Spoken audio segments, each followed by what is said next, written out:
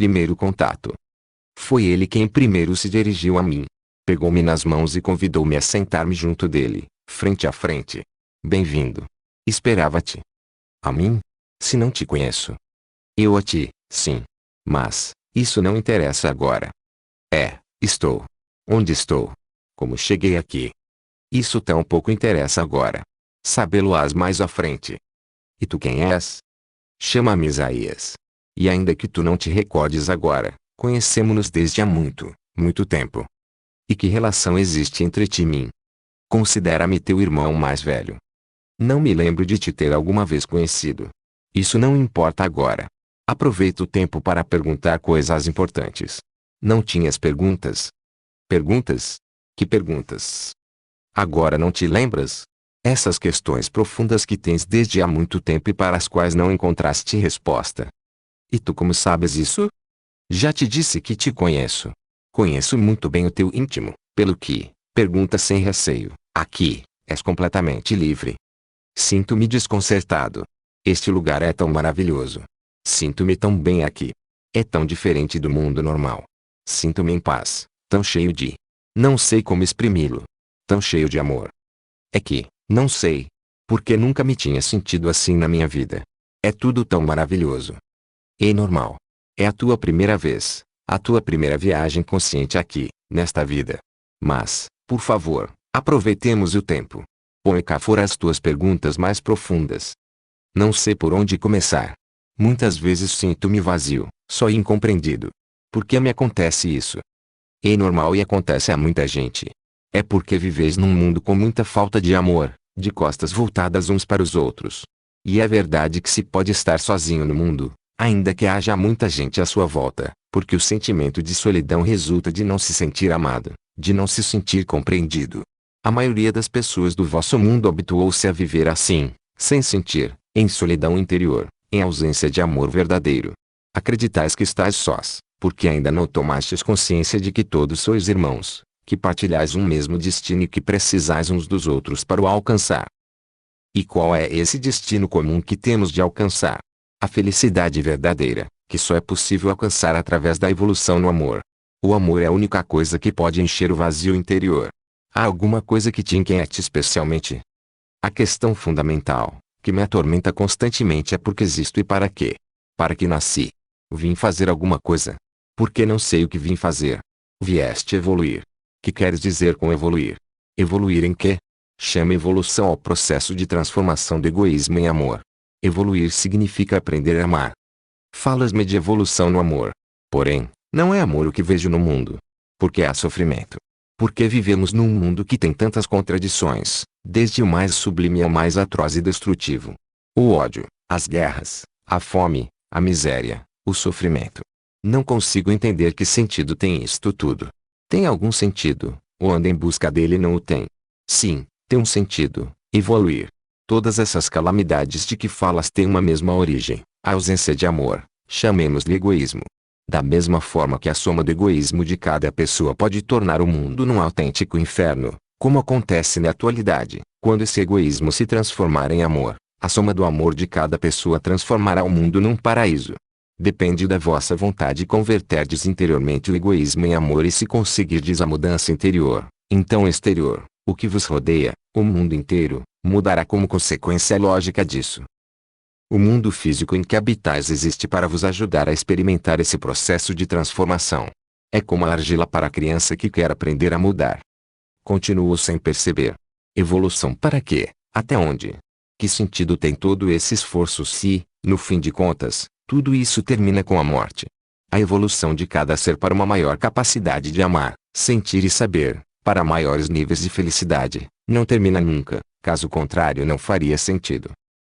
Que queres dizer com isso? Que o ser nunca deixa de existir, ou seja, é imortal. Como podes dizer isso se cada dia vemos morrer milhares, milhões de seres humanos? O que morre é apenas o veículo que o ser utiliza para se mover no plano físico, isto é, o seu corpo físico. A sua essência, a sua consciência, continua a existir. Queres dizer com isso que existe vida depois da morte? Sim. Na realidade o que quero dizer é que a morte não existe e que o que se decompõe é somente o veículo que o espírito utiliza para se manifestar no plano físico. E que é o espírito? O espírito é o ser que existe, que vive e sente.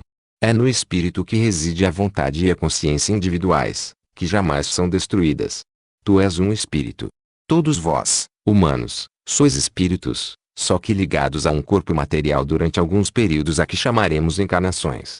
Julgais que sois o vosso corpo físico, todavia, este é apenas o revestimento de que necessitais para poder atuar no mundo material.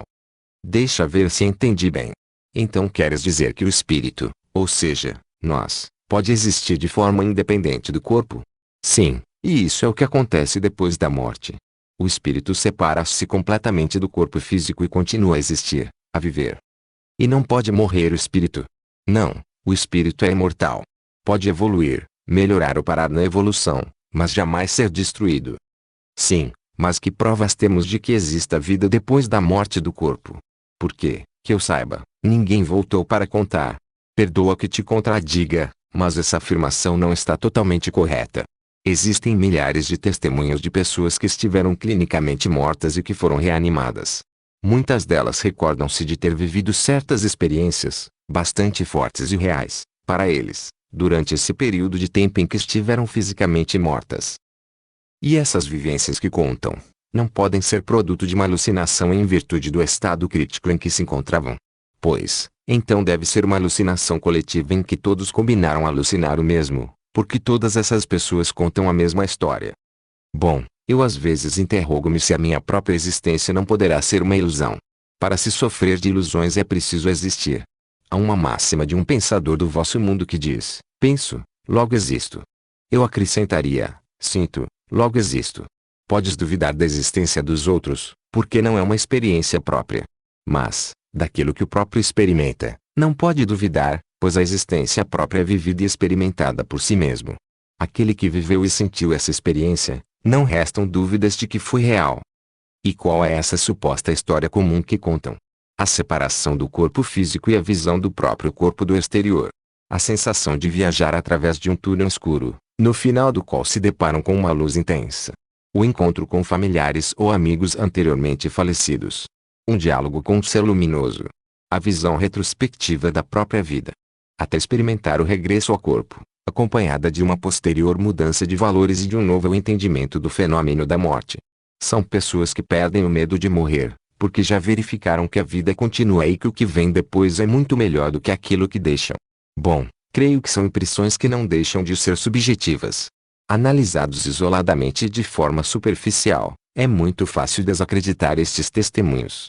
Porém, quando um fenômeno se repete, com umas características tão notavelmente parecidas, independentemente do país, da cultura e das crenças prévias, tanto em adultos como em crianças, creio que, pelo menos, convida a que se faça um estudo sério sobre isso.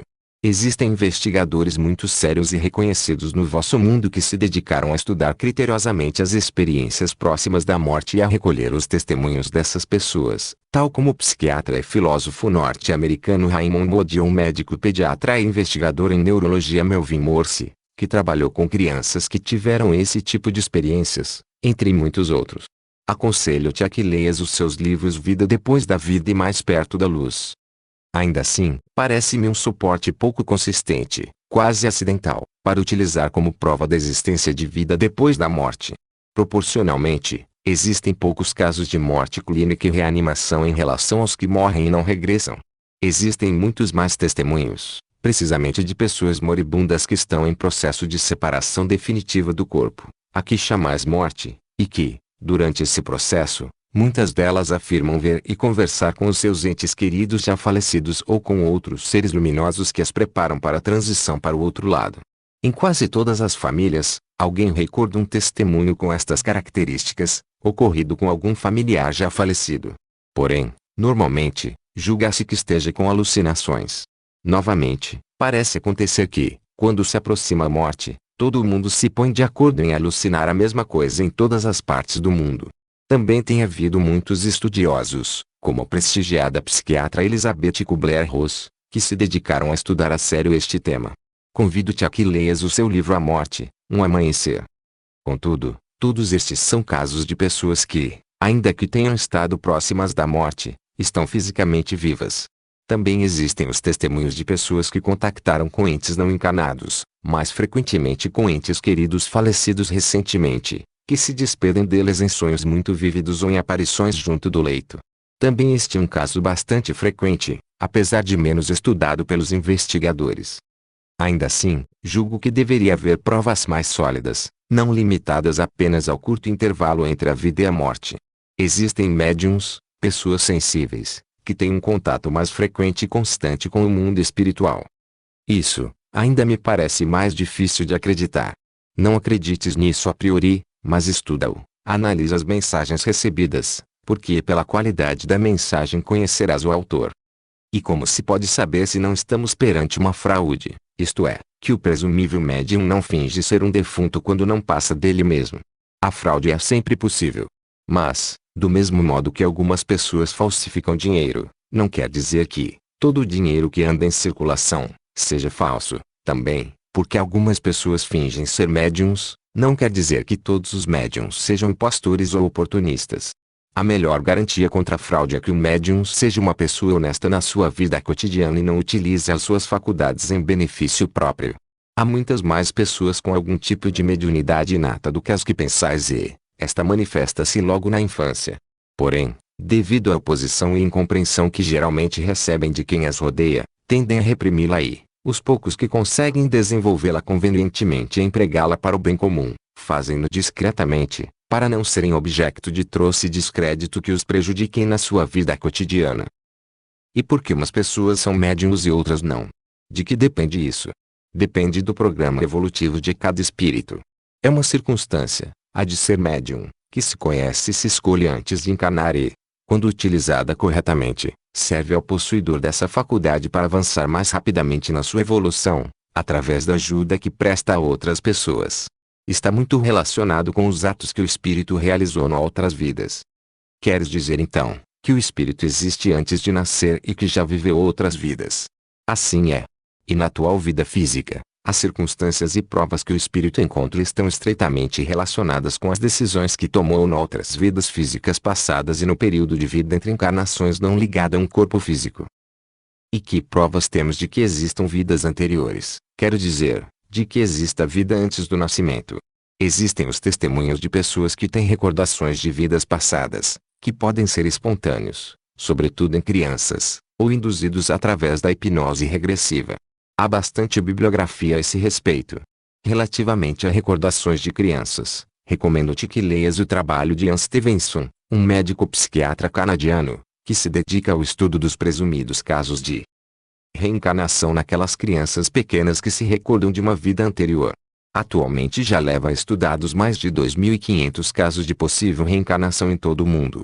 Publicou mais de 20 livros e diversos artigos em revistas especializadas de psicologia e psiquiatria. Recomendo-te o seu livro 20 Casos Sugestivos de Reencarnação. E não poderá ser, tudo isso, fruto da imaginação? Admitindo que haja casos que possam ser fruto da imaginação, ou de alguma alteração psíquica, ou de qualquer outra razão, existem muitos outros em que as pessoas recordam detalhes muito concretos da vida passada anterior e que foram historicamente comprovados. Recordam, com muito detalhe, lugares, acontecimentos, muitos deles vividos em países nos quais a pessoa nunca esteve na sua vida atual, nomes. Os casos que mais prendem atenção são os que acontecem com crianças de pequena idade, que podem, inclusivamente, falar espontaneamente uma língua que jamais estiveram expostas na vida atual, tratando-se da recordação da língua que falaram na vida anterior. Acontece serem crianças entre os 2 e 4 anos de idade, que começam a falar aos seus pais ou irmãos de uma vida que tiveram noutro lugar e noutro tempo. A criança acontece sentir uma atração muito forte em relação aos fatos dessa vida e, com frequência, insiste com os seus pais para que o deixem regressar à família em que afirma ter vivido anteriormente. Bem, as crianças têm muita imaginação. É complicado atribuir credibilidade a estes testemunhos. Pois, deve então tratar-se de uma imaginação prodigiosa quando, o que imaginam, se demonstra corresponder à verdade. Por outro lado, há muitos casos de pessoas adultas que se recordam de vidas anteriores quando se submetem à regressão sob hipnose. E não poderá acontecer que essa vida, supostamente recordada, seja fruto da imaginação, sugerida pela própria hipnose. Repito o que já disse. Admitindo que haja casos que possam ser fruto da imaginação ou provocados por qualquer outra razão, existem muitos outros em que as pessoas recordam detalhes muito concretos da vida passada anterior e que foram devidamente comprovados.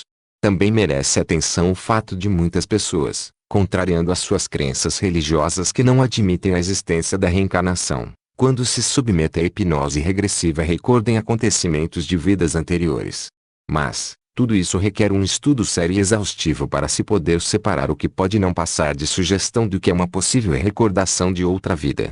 Existem muitos estudiosos sérios que se dedicaram a explorar a possibilidade da existência de vidas anteriores através das respostas obtidas de pessoas submetidas à hipnose regressiva, como a psicóloga Ellen Bache, autora do livro Vida Antes da Vida, o psiquiatra Brian Weiss no seu livro Muitos Corpos, Uma Só Alma ou anteriormente citado Raymond Moody no seu livro Regressões.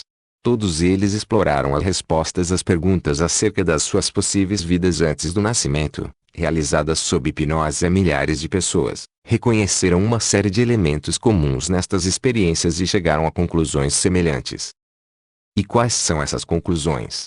Que a vida física não é mais do que um instante da vida real, que nunca acaba. Que a morte do corpo não é o fim, mas uma etapa de transição para outra existência menos limitada. Que todos reencontraremos os entes queridos que passaram para o outro lado antes de nós e que também nos voltaremos a encontrar em encarnações futuras. Dizem-nos que realmente existe um plano para cada um de nós, que pressupõe crescimento, tanto em sabedoria como em amor e que tem de ser alcançado por nosso próprio mérito, com base em experiências, em liberdade, no plano físico. Que as circunstâncias com que nos confrontamos na vida não são fruto do acaso, mas consequência dos atos realizados em vidas anteriores.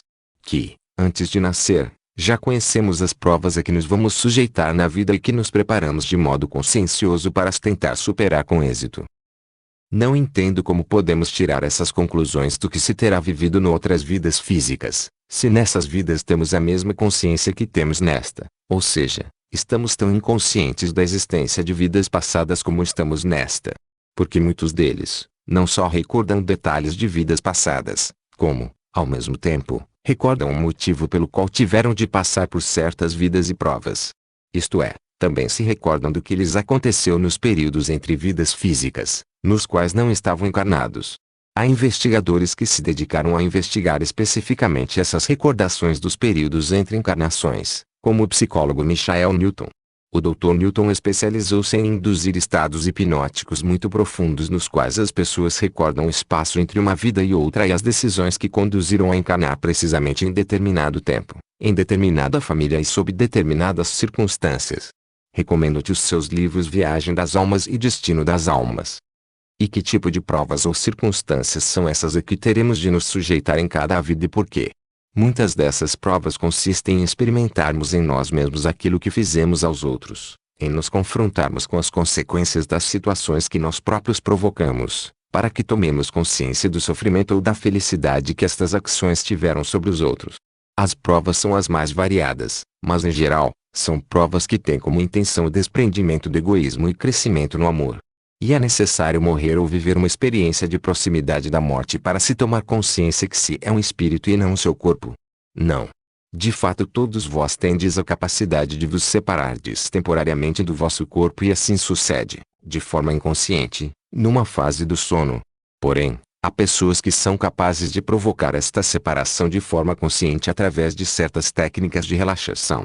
As viagens astrais provam que a consciência não está ligada ao corpo. Que é uma viagem astral. É uma separação temporária do corpo. Mas, por que perguntas o que já sabes? Por acaso não chegaste aqui dessa forma? Eu apenas pretendia comprovar o que outros descreveram. Uma coisa é a teoria e, outra, a prática. Não contava que me fosse acontecer algo parecido. Pois, acontece. O teu corpo não está aqui. Está deitado na tua cama. Porém, tu sim. Queres dizer que, não só podemos viver sem estar ligados a um corpo, como ainda aqui, estando fisicamente vivos, podemos sair e regressar ao corpo sem que ocorra a morte. Assim sucede. O que é que se separa exatamente? Separa-se o espírito do corpo físico que, como já disse, é apenas um revestimento que se utiliza para poder atuar no mundo físico. Contudo, Esta separação é somente temporária e existe uma ligação entre os dois que nunca se quebra e que permite o regresso ao corpo físico sem danos para a saúde. É o chamado cordão de prata. O que é o cordão de prata? É o nexo de ligação entre o corpo astral e o físico, como um cordão umbilical que permite levar ao corpo físico a energia vital necessária para continuar vivo na ausência do corpo astral. Os clarividentes costumam descrever esse cordão como uma espécie de fio muito elástico de tonalidade prateada, extensível até ao local em que, por muito que se separe o corpo astral do corpo físico, o cordão estica sempre o necessário, quer dizer, estira-se por grandes distâncias quando o espírito se separa e viaja para longe do corpo físico. E onde vai o espírito quando se separa do corpo? Onde o seu pensamento o levar, ao mundo astral. E essa é uma viagem natural que assegura a dinâmica necessária ao desenvolvimento humano.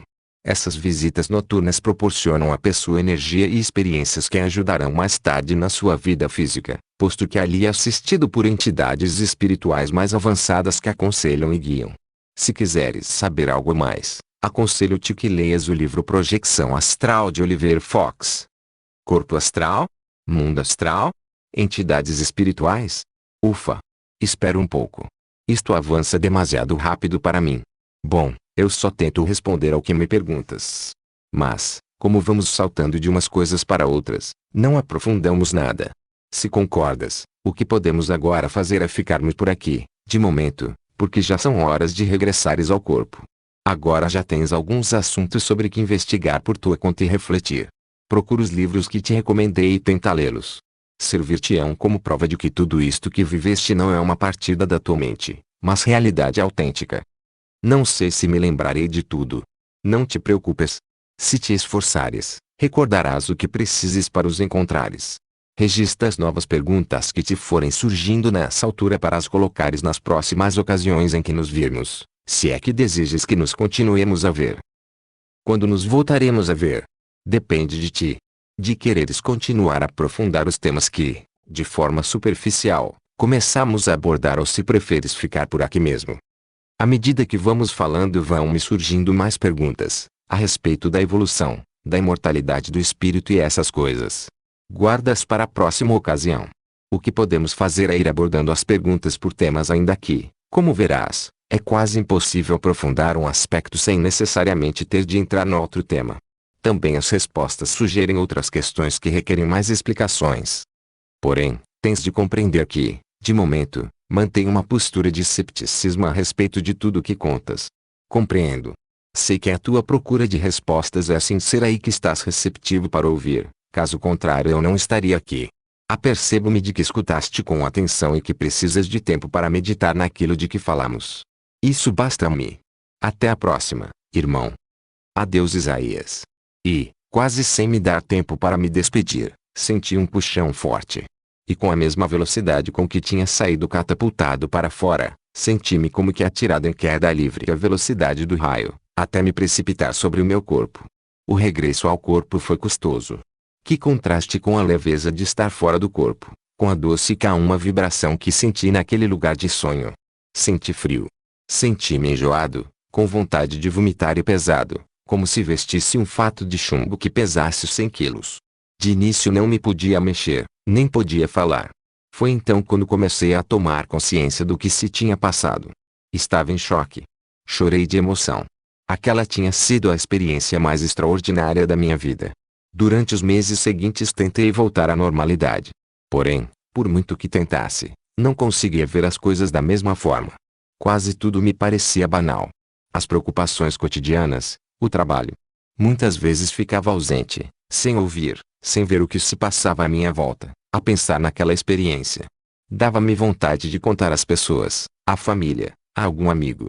Porém, logo o meu senso comum me dizia que nem tentasse, que não me iriam entender, que me iriam considerar louco. Sentia-me um estranho, como se fosse um extraterrestre.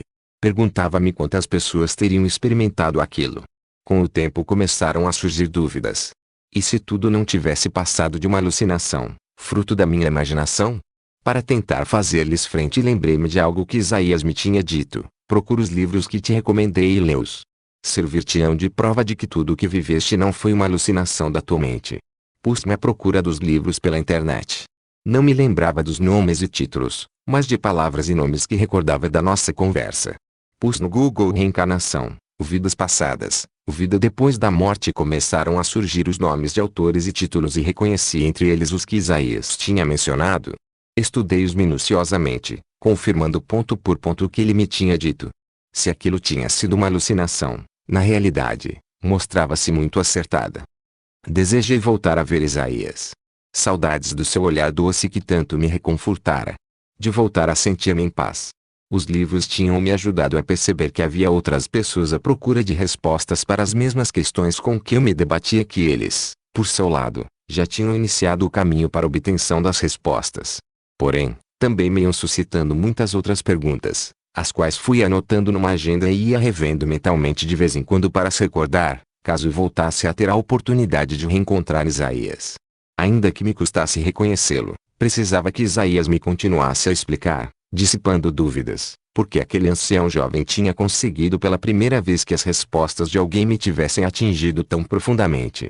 Além disso, fazia-me sentir tão bem, tão querido. Continuava a ser céptico, mas alguma coisa no meu íntimo me dizia que estava no caminho certo.